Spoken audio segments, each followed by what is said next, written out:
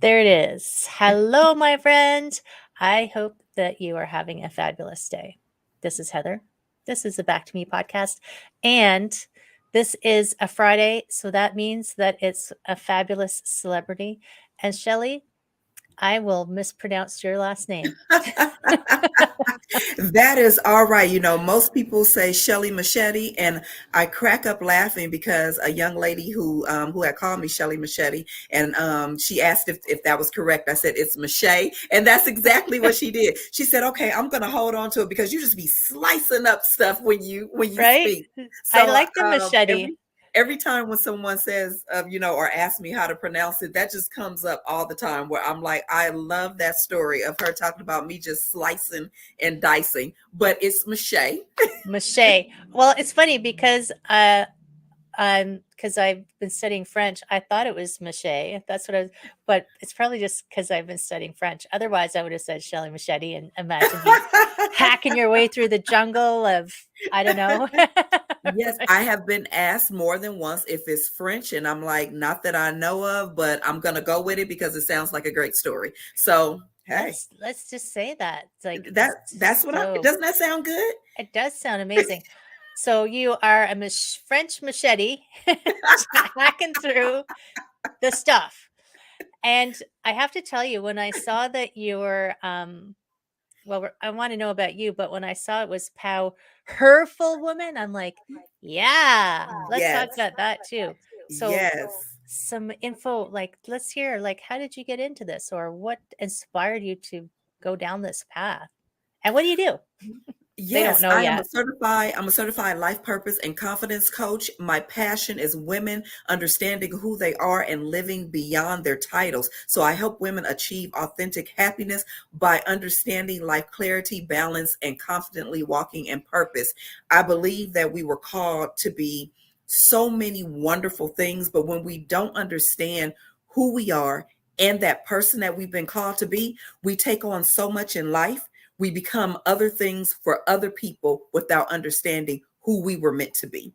And And we so stay really that, small sometimes too, right? yes, yes. And so I love being able to work with women. And now I'm actually niching down a little bit and working more with moms because moms are just so overwhelmed. Moms are really trying to create that balance, whether it's work life balance outside the home, inside the home, creating those healthy boundaries, trying to really get that self care that they need. Moms are taking on so much. And moms have been, the go-to person for a long time, but I do agree it's the the increase of expectation has been almost exponential because, Hmm. oh, now you're going to be a career woman and a mom, and by the way, now you have to do it with everybody at home. Right, Right? right. And it's a lot. It can be a lot of pressure. And the crazy part is a lot of times, even though pressure is coming from the outside, we're bringing pressure in on ourselves as well. And we have pressure to put that cape on that says superwoman. We have pressure to be a powerful woman. And when I'm speaking of our power, I'm not talking about us taking on extra things, external things. I'm talking about us understanding who we are as women and actually releasing some things off of our plate in order to become more powerful in the things that we've been called to do. Right? And no is one of those super powerful words. Isn't that a great word? So Isn't that awesome? toddlers know it Yeah. immediately. And don't they exercise it? They have no problem. No, no, no, no. And I don't know, how does it come out of us that we forget how to say no? And you know what? That's a really good question. And I believe because expectations, we're taught be kind, be nice, be this. And there's nothing wrong with being kind. We should be kind, but not at the expense of our own, satisfaction. It's So that as we're politeness growing, too, I right? believe we're taught to minimize us. Not that it's a deliberate thing in order, but I do think that's what we're taught. Minimize you, minimize your feelings, suck it up, be nice, always give to the other person. One of the things that I loved about growing up is that my mom allowed me to have toys to myself. And so I had a section of toys that when people came over, we could play with those toys. But then I had a section of toys that my mom specifically said I did not have to share. That now I couldn't bring those toys out, but those toys were specifically for me. And I didn't have to share those toys with other kids that came over. And for me, it really was something that I had an opportunity to learn that I can keep some things to myself and it's okay. It's not selfish. But I think a lot of times as we grow, we end up getting that message that anytime we keep things to ourselves or reserve things just for us, then it's selfish. Now we're trying to rewind that and say, hey, that attitude is killing us. That's so interesting that she did that. Yes. I've never heard of a mom doing that before. What do you think made her think of that? You know, I really don't know. I think she really looked at the fact that I was really into Barbies. I love, love, love Barbies. And I think she really took time as a mom to look into the fact of this is something that I really kind of love to just have that special time. I love playing Barbie by myself. I created a whole world, you know, a whole life. And I think she was really intuitive in looking and seeing this is just a part of me that I enjoy by myself. And so for her to say, you know what? You don't have to share that part. You can keep that part to yourself. I didn't realize it at that time, but I really do believe that growing up, it really helped me be able to say, I don't have to share everything, you know? And that is big. I mean, I'm the oldest of 4 and I don't remember having anything to myself ever. Everything was community. Right, He right. touched my things. She did this. I did that. Oh my Now, gosh. mind you, I was an only child for 10 years, but again, there was company that would come over. Right. But again, my mom made it clear you don't have to share this part of you. You can keep that to yourself and it's okay. That's so good. That's so good. And I wonder, like that was the foresight that she had for whatever reason, like the instinct she had was she recognized something in you versus um, some people that I know who are now adults have talked about, they didn't know they had their own voice because their parents said, this is how you have to be. You have to be. And often as women, polite, accepting, as you Mhm. were saying, the be nice. And it sometimes you don't find your own voice again without Absolutely smack up the true. head or something like, Absolutely true. But here's what's funny, Heather. I still had that side though. And so it kind of becomes a little inwardly conflicting because I right? come from that era of children should be seen and not heard. Oh, yeah. So yeah, so that's the era that I come from. So I still had that, and a part of it is nothing wrong with that. Respect your elders, do this, do that. So I just think that for me, trying to put those two things together of you can have your own over here, but you know, don't speak unless spoken to, and don't do this and don't and be a young lady and da da da. Meshing those two things together, that was a lot of emotional confusion. How did you work that one out? Oh, so we're gonna go later in life. That's okay. We can jump around. We got a time machine. Right. You mean after the crash? Yeah. We could start After at the after the crash. identity issues? Oh my gosh. And Ye I really think it all came down to the whole identity issues. I ended up falling into a verbally abusive relationship because I did not know the clues. I did not see certain things. I thought I had a voice. That voice had been minimized. And then I just came out like rawr. And I think I inwardly terrorized myself and my poor husband because he had to get he had to get that side of it while I'm exerting myself. you didn't But know how to turn it down a little bit. You're like, "I'm all out." right. So it was either this side or this side. So there were a lot of things that I had to bring together. I've always been an independent person, so I've always done for myself. I had an example of an independent mom who was independent, loving, caring, stern, all of these things. So trying to mesh all of this and say, I'm all of these things. I don't have to pick and choose.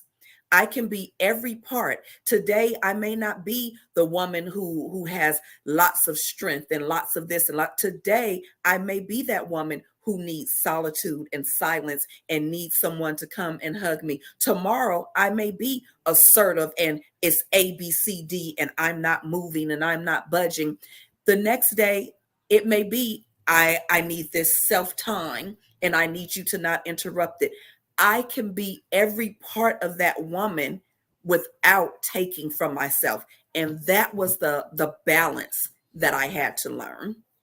And the people around you, like, I just think about, like, I have a agreement with my partner that um I can just say to him, this is who I am today.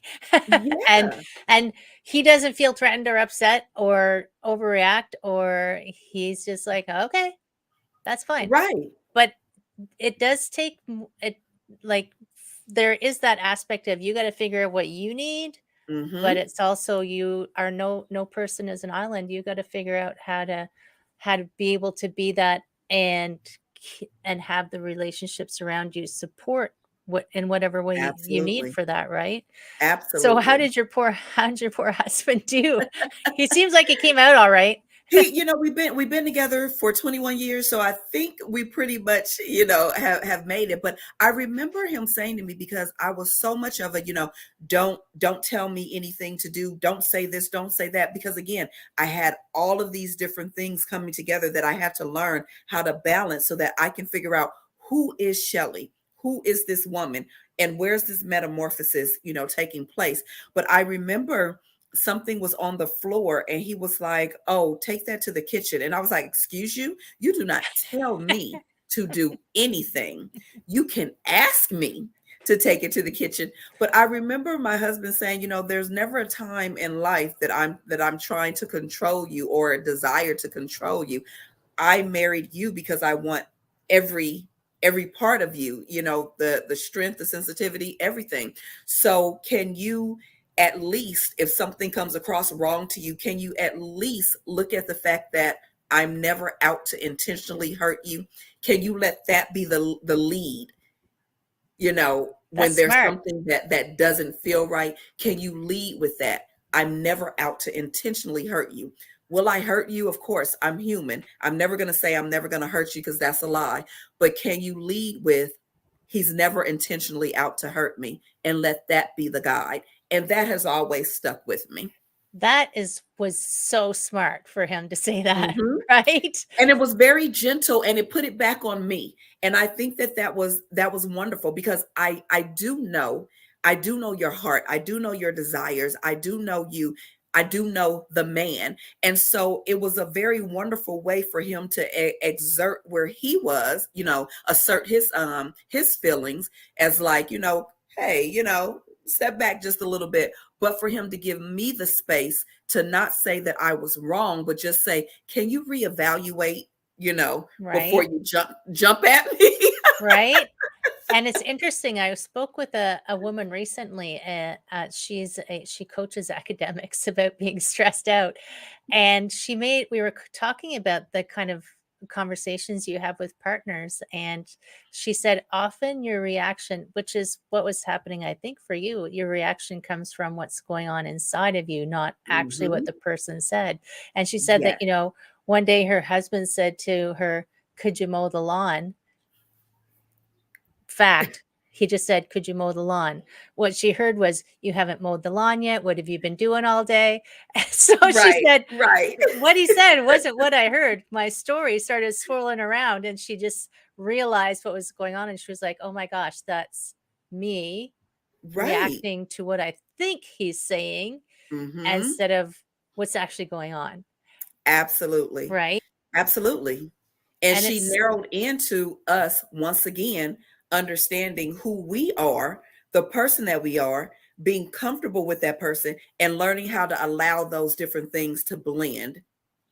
and I also like to always sometimes and I don't think that the PowHERful Woman is well, it could be kind of a feminist stance, because women have always taken on a certain role. But I like the example of your husband, because being a powerful woman does not take anything away from your partner if it happens to be a man. Absolutely You not. don't, it's not like you're trying to make yourself bigger or more powerful than someone or overreact. You're just saying, I am a solid person and this is my human needs and Mhm. way of operating. And what are your thoughts on that one? Absolutely. And the PowHERful Woman, it didn't even come from any type of feminist ideology. It actually came from the fact that I was running another organization and I was trying to figure out, where do I belong in life? I was running a youth program which people loved, but I was still dissatisfied. I was still unfulfilled. And yet I was doing this great thing. I didn't have the satisfaction within. And I remember going home and asking God, what is the problem? This is great. I'm doing something for the community. I'm doing something for families. I'm doing something, for kids. What's the problem? And I remember God saying to me, you're doing the right thing before the wrong people. Oh, wow. Yes. Yes. And that was like, what? I know. It's like you get the lightning bolt. You're like, hold on. Hold on, right? And so I'm sitting there and I'm like, okay, tell me more, because you're closing this conversation off. Yeah. And I remember God saying, what are you passionate about? What's your passion? Who's your passion? And it was just in an instant. I didn't even think about it. I said women. I love women. And from that second on, I said, wow, the thing that I'm giving to this youth program, which is empowerment, understanding yourself, finding your voice, who you are, who you've been created to be. I'm supposed to be giving this to women because so many women have lost who they are throughout their journey because they're so busy giving everything to everyone else. I want women to feel powerful. Right. And that is where that came from. I had a girlfriend who had an organization called the Leadership Academy, and I called her up and I said, I am stealing your her because I want women to feel powerful. And she's like, I like it. That's awesome. That's awesome. And it's interesting that you recognized, because if you had told anybody I was doing this amazing program for youth and it was really successful and I wasn't happy, they would go, "What?" Hmm. Because Exactly. it's important. We've got to support the youth. We need to make sure we're Hmm. doing all this. And you could have felt obligated, and your polite, kind self would have said, "Okay, fine. I'll But keep I, doing I it." did kind of feel obligated because I'm like, so now what? You're just going to walk away from kids. You're just going to do this. So all of these things were coming at me. And that's where, once again, knowing who you are, knowing what you've been created to do, it outweighs me living for other people's expectations. Whoa, that's good. So That's good. and that's where I was able to stand up and say, is this gonna hurt some people because I've been doing this for so long? Absolutely. But guess what? I hurt more people when I don't live in purpose, True. because then they're not able to experience what they have been called to do because I refuse to walk in who I've been called to be. Right. And it's interesting, there's a coach I know who, when people aren't living their purpose and doing what they're meant to do, he said, "Who are you to deny the rest of us what you're supposed to be doing here? That's I so love it. selfish." Yes, I do. I think I'm with them. That is so selfish. Right? Because we're connected to different people in this life. And when I choose not to walk in the gifts and the talents that have been given to me, they're not for me. They're for me to bless others. So why would I deny others to have that freedom, that blessing, that breakthrough? Because I've chosen to live by expectations of others that have absolutely nothing to do with the woman I was created to be. Right. Expectation is murderer of dreams and joy and Yes. and Yes. And you said a mouthful right there. It is, because I'm expected to make you happy, because I'm expected to be polite, selfless, this, and that's why we're drowning inside. And I decided I don't want to drown anymore. I want to live a life that's filling, that's purposeful, that's filled with authentic happiness. And I can't do that while once again, I'm living your expectations of me. And that's all across the board. Even in relationships, I had to come to terms and say, I can't even live my husband's expectations of what a wife is supposed to be. Now, you can let me know the things that you desire, and I can let you know who I am as a woman, and we can come and we can, because marriage and relationships are all about compromise, we can do that, but I will not kill who I am to satisfy your ideologies. Right. And that is a conversation that you should have before you get married, You ideally. are But so right. Forget about the marriage, honey. Before you step into anything serious, have that conversation. Okay. right. Do not. But even before then, you got to know who you are to be able to have the conversation. Absolutely. Because how do we even have it if we haven't taken time to know who we are, what our Right. likes are, what our dislikes are, what our boundaries are, what we're willing to compromise on? There's nothing wrong with compromise. To have a good relationship, there has to be give and take.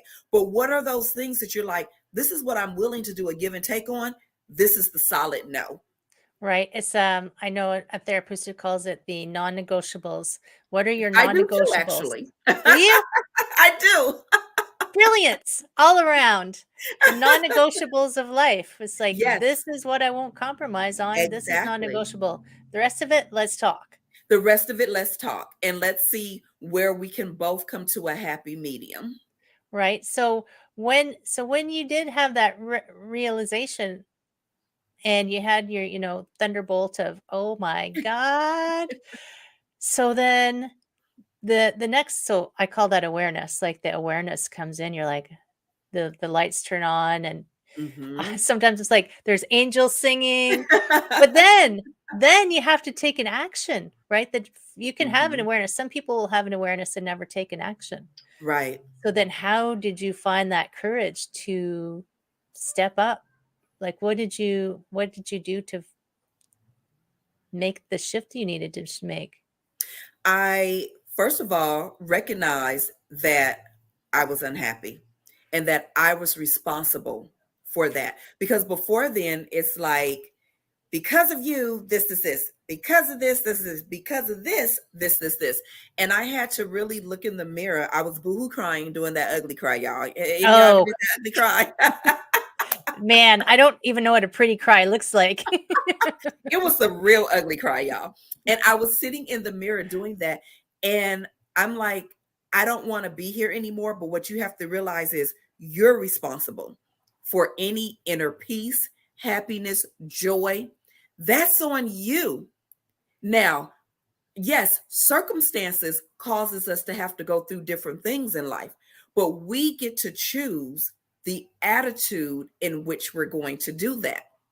And as I sat in that mirror, boohoo crying, I realized that there were some things that I hadn't come to terms with in my life. I hadn't come to terms with the fact that I had abandonment issues. I hadn't come to terms with the fact that I still didn't really like me.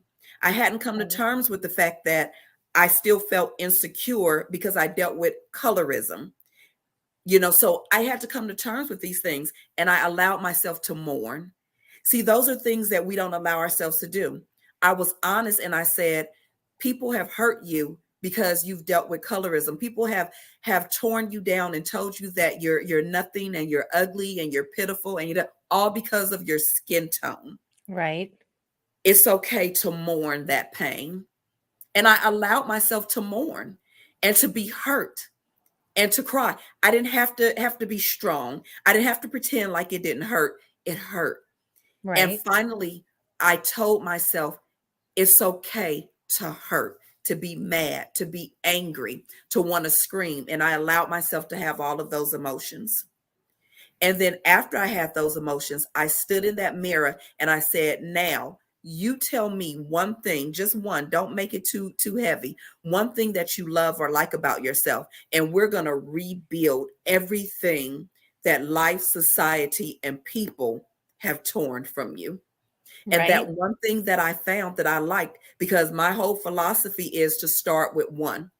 Instead of doing generic affirmations, that's great. But I believe that I like to start with personalized affirmations because it truly is what I believe about myself. So I don't get in the mirror and wake up going, oh, you fierce, you're bold, you're this, you're that. I don't feel that way. But what I do wake up and say is, girl, you got the baddest smile I done ever seen. Your That's smile is good. pretty. And with that one, because the whole thing is to start with one, then I was able to build on that. Because now I'm cheesing everywhere because I like my teeth. And that's bringing empowerment, real empowerment back to me because it's a truth that I can stand on. I couldn't stand on the truth of, oh, yeah, you're a magnificent woman. I don't believe that, but I do believe I got some gorgeous teeth. Right. And you do got some gorgeous teeth. Thank you. And it's interesting because I've heard coaches say, stand in the mirror and say, I love you 10 times. And for some people, that is not going to happen. Like Mm-hmm. looking yourself in the eye and saying that, it's like they'd rather, I don't know, do Yes. anything else in the world than have to and even if you're alone, standing there just saying you love yourself 10 times in a row is a no-goer. So then they don't make any progress. It's so difficult. And it's so funny because in my book, 70 Days of Happy, that is one of the things that I do say. But I mentioned in that chapter, today you're going to do one of the hardest things that you've ever done. And I don't tell you to stand in the mirror and say, I love you 10 times, but I do say, get in the mirror, look at yourself, and just say, I love you, Shelley. And it's going to be the hardest thing that you've done. And stay in it. If you're crying, stay in it. If it's uncomfortable, stay in it. If it takes 5 minutes, stay in it. If you have to run as soon as you say, I love you, Shelley, and run away, just stay with it And you and know what I incorporate noticed? that. And because I tried it, it isn't even like I worked on myself. It is still not easy. I It's did it. not. I did it. But there's a difference between looking at yourself, like checking your hair, checking your makeup, and Mm-hmm. looking at yourself, And really seeing you and looking really yourself in the going eye. and really being able to say, no, I love you. Because here's what we're doing when we're saying, I love you to yourself. What you're saying without you really realizing it is there's fractures, there's failures, there's imperfections. And in all of these things, girl, I love you. Right? I love you. No, your baby hairs don't lay just right. I love you. You can see them, can you? No, maybe your body is not perfect. I love you. And so it begins to help us to understand that the fractures that we have, the imperfections that we have, it does not layer or it does not validate the love that we have for ourselves. And that's a hard thing to come to terms with. And you just reminded me, like, we do have besides all the expectations, there's that expectation as women, especially of how you're going to look, right? Yes, Oh my yes. gosh. You don't That get to one's, be imperfect. What are you talking about? you got a jiggle over there. No, no, I don't. So that I think that when we say that we love ourselves, I think again it could be so much harder because when we look at ourselves in the mirror, we're not just looking at ourselves going, "Oh, I love you." We're looking at ourselves and going, "One eye is bigger than the other. I don't like my lip shape." So before we even get to the exercise, we see every single thing that we absolutely hate about ourselves, and now we're like, I don't love me. So we completely skip. Right? But all that's external. I mean, but when you look Right. at yourself in the eye, you know the internal stuff too. So you know what's Mm-hmm. going on in there. But Mm-hmm. it's interesting that we can say that we love other people, but how can we not turn that to To ourselves? ourselves. To ourselves. We literally don't feel like we deserve to love us. And a lot of times, once again, it's because we know us. We know the things we're struggling with. We know the imperfections. So how can I love a person like that? But do you realize the person that you love is imperfect? Yeah, And so exactly. But we'll we need to accept that. and we'll accept that, but but we not in won't accept it ourselves. for ourselves. So crazy. Which is why I always tell my clients to start with one thing that's true about you, because that's how we're going to build you and your confidence, not with general affirmations, in my opinion, but with you truly looking at you, whether it's external or internal. If you look at you and say, I am the greatest baker that has ever come out of South Carolina, whatever it is, that's what's true for you. And that's what's going to build who you are. And you will get to that point because you're building your love for you. And you'll be able to stand in that mirror and say, I really do love you, because you've been able to build on truth and what's valuable to you. And that is that baby step. And that is that baby step. And you don't have, so one of the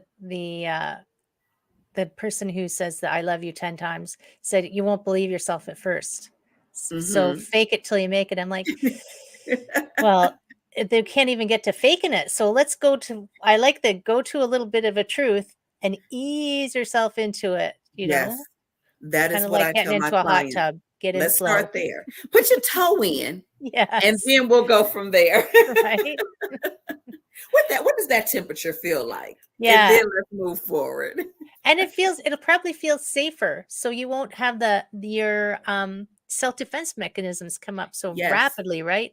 Like if you try something super hard that's you're anxious or blocked about, Hmm. those walls go up so fast and they're hard to break through. It But if is. you It just do is. like a little tiny little bit that feels safe, like I can Mhm. just try this one thing. Just this one thing, just that one thing. And what it does, what we don't realize is, as I tell my clients, when you stand in the mirror and you find something that you really like or love about yourself, it's doing a couple of things. It's teaching you to look at you and to look deeper, not just the physical. It doesn't matter, even if it is a physical trait, whichever it is, but it causes you to stop and look and really say, what is it about me that I like? So there's self-awareness that's in there. You're learning how to talk to yourself. So that's the second thing that it does. It teaches you how to speak to yourself, because every day you're telling yourself this one thing that you love about you. And then number three is building your confidence bucket, because once I become confident in this one thing, now I have that little nudge that I'll try something, because I tried this and it worked out. So now maybe I can try something else. Right? You can take your bucket with you. I'm taking this Yes. confidence to stage 2. Exactly. Exactly. So those are the three things that you're doing when you sit with yourself and start with one. Right? And I like that it starts to shift the inner conversation, because a lot of times, and I was saying this earlier to someone else, is there's an ongoing dialogue going on repeat in the background that you might not even really be aware of what you're saying to yourself, Exactly. right? That So awareness, that how do you awareness. stop it? Hmm. Like, how do you press pause on that tape or re-record it? I'm for re-recording with the start with one. So I'm about taking those things and finding the truth to it. So the lies that people have told you, what's the actual truth to that? And do you believe that right now? Because if you don't believe that right now, let's take a step back and look at something else that you believe, and then we build on that. So do you mean like a lie, like a negative kind of thing that someone has told you, Hmm. right? Absolutely. And then Absolutely. being aware that, I guess it's good that you're aware on some level that you don't believe it, but there's some people do Well, believe those things they tell them. some people don't know that they don't believe it. So when clients come to me, let's say you don't know that, but I'm going to hear it in our conversation. For example, you may say, growing up, my mother always told me that I could never go to college. Girls like me don't go to college. I'm not that smart, or I'm not that this. So I understand that that's a lie. You may not understand that that's a lie. But what I'll try to get you to is for you to let me know what is something that you're good at. It doesn't Right. matter what it is. So maybe you're good at sewing. So instead of us believing that you could never go to college, we're going to build on the truth of, well, there has to be some intellect. There has to be some smartness within there because you are natural at sewing and patterns. And so when those things come up in your mind that you could never do anything, well, that can't be true because I'm a natural when it comes to this. So now we're, as you said it, we're re-recording That's so and we're good. taking the negative, but we're finding the truth to counteract that. Right. And some re-recordings take a little while, Mm-hmm. you know. And time and practice, and that's the other thing that people don't get. This is an everyday thing. This is something that you're practicing until it becomes a habit, and even after it becomes a habit, don't be shocked if something else creeps in. We live in a life that's filled with negativity, that's filled with people constantly harming one another, that's filled with people trying to find your faults and exploit them. So we have to be just as disciplined in counteracting those things. Right. And it's like you hit a new plateau. It's like, okay, I've got that dealt with. I'm good. And then something happens. You're like, but I'm Exactly. back at the beginning again. You're not at the beginning. You're You're just at not. a higher, you're at a higher level. You're on a different ledge, different shelf. And With now it's time to re-record, readjust, whatever it is. right, it's wearing a new outfit. Your foibles are wearing a new outfit. So you got to like, I I like that. recognize you. I like that one. The new outfit. Yes. And it is true. There's a book that I read. Have you heard of the Big Leap? No, I haven't. It's by a gentleman named Gay Hendricks, and he talks it indirectly in a way. He's talking about self-sabotage all the time, Mhm, where mhm, you're doing really well and you hit this level where you're like, yeah, I'm doing super well. And then it feels like, oh, I don't deserve to be here. So you mhm. sabotage yourself and you knock yourself Yep, back down. So when you reach that new level, I always say celebrate your new level and just watch out for the little absolutely, torpedoes coming at you. absolutely, Usually shot at absolutely. yourself. Right, right, because it comes in, so subtly that a lot of times we don't notice. So when you start to feel that discomfort again, or you don't have to go right back to the one thing anymore, do you? Because you've graduated to high school or Exactly, and you've something. been able to build on that. I was just talking to one of my daughters today, and we were talking about some of the things that I've dealt with, and one of those things being imposter syndrome. And so, and I was saying, but I have the tools to help me through that. And one of the things that I do, if it begins to seep in, because when you go to a new level, then those thoughts can come in and like, who do you think you are? But I Right. told her, I pull out my receipts. I will get online. I will pull up my name online. I will look at the things that I've done, places I've been featured, guest appearances that I've made. I pull the receipts out and I go, you can't be an imposter because you're helping people, you're doing this. I pull out client testimonials so that I can remind myself you're just going to that next level. But you've taken all of these things, you work for these things, you've done these things. Look at the receipts, and then Right. let's go to that next level. And it's so true that imposter syndrome is so common pretty Hmm. much everywhere. For everything you try to do that's new, you have that who are you voice. Who are you? I don't know where that voice came from. And I recognize that it's trying to keep me safe, the who are you voice. But at the same time, you have to say, well, I am me, and who am I not to Exactly. try, And even if I fail? this is what I've been gifted to do. And this is what I've been created for. I have to pull those things out because if not, I have to work the tools. People think a lot of times that when you're a coach, you're not working the tools. I absolutely am. You have to work the tools Yes. I'm because not I'm not sitting on the other side like, "Oh, yeah." No. I have to pull those tools out of my bag just like I'm telling you to pull out of yours. yeah, and it's never ending. You don't hit some new plateau where sunshine and rainbows and everything's perfect. We don't live in Pleasantville, No. right? Not No. yet. Although I think it'd be No. boring. But and you do so, and I always tell clients, like, I keep practicing on myself. I'll be totally honest with them. I'm not perfect, right? I Exactly. You got to keep working on it yourself. And this goes back to something you said it earlier in the beginning, was being responsible for yourself and recognizing that you people can help you, but you got to be responsible for you, right? You got to Absolutely. decide what you want and um claim it. Yes. Claim it and do the work. And do the work. Yeah. You know, do the work, follow it. And it's not always going to be easy, it's not always going to be comfortable, but if you stick with it, it's always rewarding. Right, it is. Oh my gosh, I have a sticker that I keep above my desk that says, "I am enough," Yes, right? Which absolutely. battles my imposter syndrome. Right? See, you working your tools, I'm you working working your it, I'm working tools. it.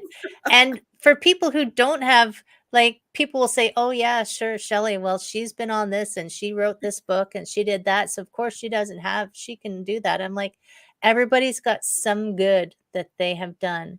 Everybody has receipts, whether Everybody. that receipt is I'm gifted in dance, whether that receipt is I play piano by ear, whether that receipt is I am an amazing caretaker. You have receipts. It's just that we have decided that certain ones are better than other ones. So true. We And they're not. It's about what feeds you, because my receipts are going to do nothing for you. Right, Absolutely nothing. If you go out and try to get what I've gotten or do what I've done, you'll still be unfulfilled because it's not what's filling your soul. right. I can't be Shelley. No. I cannot be Heather. I wasn't meant to be Shelley, which is fine, because if we were all Shelleys, well, That'd be that's too much. I'll let you know that's now. too, That'd just be yeah, too much. too much. We'd drive each other crazy. So tell, and you referred to it briefly, your book. Remind me the name of your book, because Yes, my I'm gonna book be is getting my signed autograph copies sometime You know soon. you can. You know you can. It's 70 days of happy. Life is better when you smile. And what it is it's 70 days of a journal, of a personal journey that you take with yourself so that you will begin to understand that happiness is not built around us, but it's actually within us. And when we start to look at those things and really live those things, that's when we're able to really live in a place of happiness. And it's almost like you, so I think of babies. Babies are happy except when they need a diaper or hungry or something, but if their needs are looked after, then they're happy. Yes. So where does the unhappy come from? Maybe as adults, needs not being met, but we don't know how to cry anymore to say, feed me or water me or whatever. So our natural state is happy. So you got to figure out what part of you is not being met to make Mm. you unhappy, Yeah, that's right? good right there. Sometimes That's I good. surprise even myself. That's good right there. I like that. You can take that, run with it. I like that one. Yeah, it's because it's just came to me, like, I was walking through the park earlier today and I was watching the little kids playing. There's just wee, like, 4-year-olds running around in the water fountain, happy as can be. I It's like, love watching kids. wow, they're so happy. Yes. They don't have drama, they don't have stories they're telling them. Well, Right. they've started probably to tell themselves stories, but But they're not concerned about how you're looking at them. They're no. taking what they have and they're loving every moment of it. And they're in that moment. They're not worried about what's going to happen 10 minutes later. They're really in that moment and they take it for everything that it's worth. Yeah, I it's love so, kids. if you're feeling down, go watch kids play in the water park. I I love mean, it. seriously, I they love are it. hilarious. And it's just like, "Ee, running, running, running." Yes, And even when they're unhappy, 5 minutes later, they're not. Right. They don't hold on to things like we do as adults. No. You know, So we there's so much that we can take from them. I live not too far from an elementary school, and if I'm home, I can catch them sometimes coming out for playtime. And I hear screams and yells, and and some of them sound like you're trying to kill them because they trying to like run away.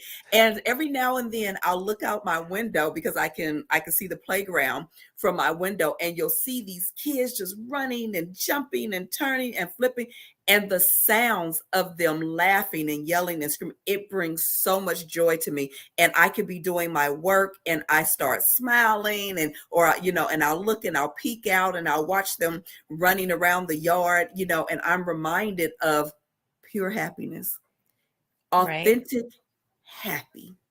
Yeah. They haven't bought their suitcase yet to carry their stuff around in.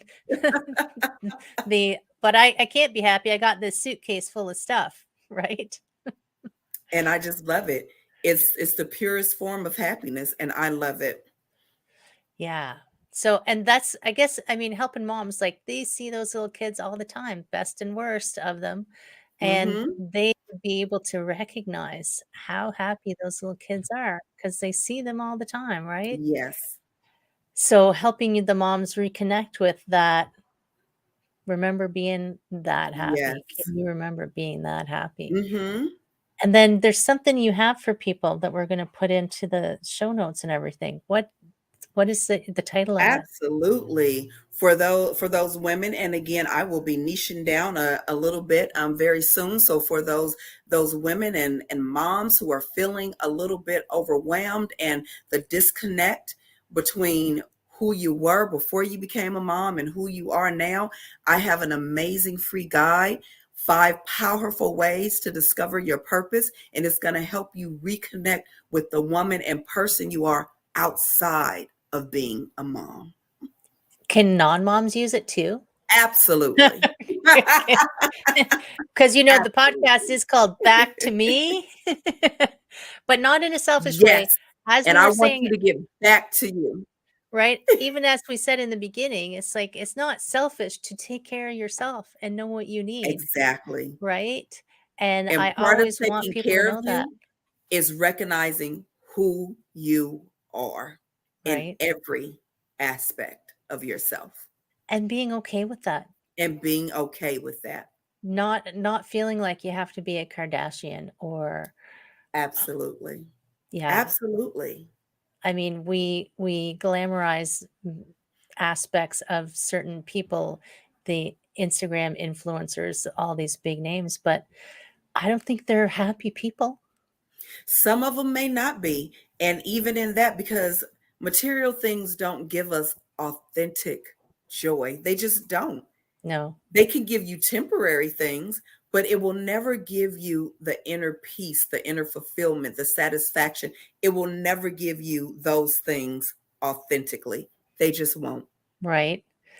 And yeah, I've just I saw an ad recently with Kim Kardashian in it. That's why I thought of her. It's like she doesn't really look very happy. I think she's faking it. And there's it is true. I can remember one time walking through a shopping mall for no reason at all. I was suddenly so happy. There was nothing Mm, going on. uh-huh. There was I wasn't shopping, I wasn't doing anything. Just suddenly I had that inner joy bubbles coming up and I'm Yes. like, "Wow." The It's simplicities of life, I believe that that brings the greatest joy. I really right? do. And when we get back to our passions and the things that truly make us happy, we're able to take the blows and the hardships of life, and we're able to turn inward and say, what are those simplistic things? What is it about me? What is it about my surrounding? What is it that makes me authentically happy? And that's the thing that's going to help us push forward. And we have, I think, lost track of that a little bit of I think we've lost track of that a lot a bit. okay, you're right. I was thinking about actually it's a lot, but I was, we have because there's people who will listen to this, I know they'll listen to it. They'll think, okay, that sounds great. What makes me happy? And then they stop because they're like, I don't know.